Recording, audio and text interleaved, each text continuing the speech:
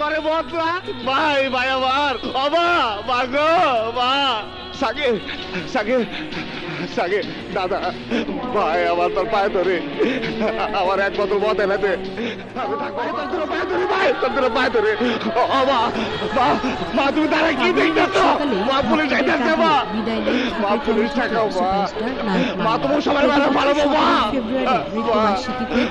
আমার ফাঁসি হয়ে যাবো আমার জীবনের শেষ খাওয়া মা মা আমার ফাঁসি হয়ে যাবো মা মা আমি কি করবো আমার ফাঁসি হয়ে যাবো মা আমার ফাঁসি হয়ে যাবো তোমরা আমার বাঁচাও মা 14 বছর পর সংস্কার হলো নায়ক মান্নার কবর। স্ত্রী শেলি মান্না জানান পারিবারিক নানা জটিলতায় দেরি হয় সংস্করণে।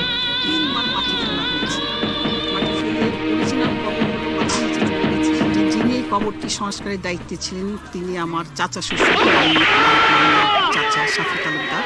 উনি দীর্ঘদিন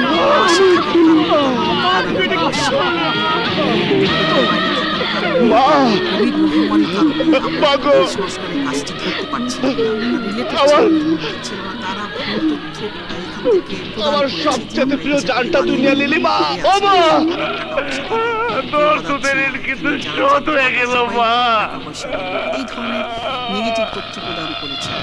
নেগেটিভ একটা কমেন্টের জর্জরিত আমরা আহত করেছি মান্নার পরিবারকে, অসম্মানিত করেছি মানুষ না জেনে।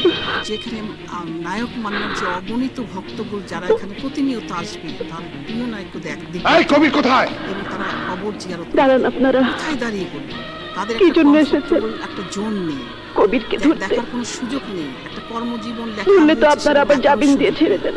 তো যে সংস্কারের দায়িত্ব আমি তাকে বিনীতভাবে অনুরোধ করব আমি ওর বিচার করেছি। যদি এই আমার সামনে সন্ত্রাসী কবিরকে আমি শেষ করে দিয়েছি। এই যে দেখেন এখন শুয়ে আছে আমার শান্ত শিষ্ট কবির, মদের নেশায় অস্থির থাকতো, ঘুমাতে পারতো না। তাদের জন্য গতকাল ও আমার কোলে ঘুমাতে চেয়েছিল। এখনো মান্না ভক্তদের কমতি নেই। পারেনি। মহল্লার মানুষের মুখে মুখে ফেরে নায়ক মান্নার সংলাপ। অনেক ভালোবাসা কবির বাবা বাবা ভালোবাসি, 2 ঘুমিয়ে মিনিট থাকো আমার কোলে। মান্নার জন্য আমি মরে যেতে কবির, আমার দুধের ঋণ আমি শোধ করে দিয়েছি। অনেক বিশাল ফরমাট, সেখানে লোকে লোকারণ্য শেষের দিকে পিছের দিকে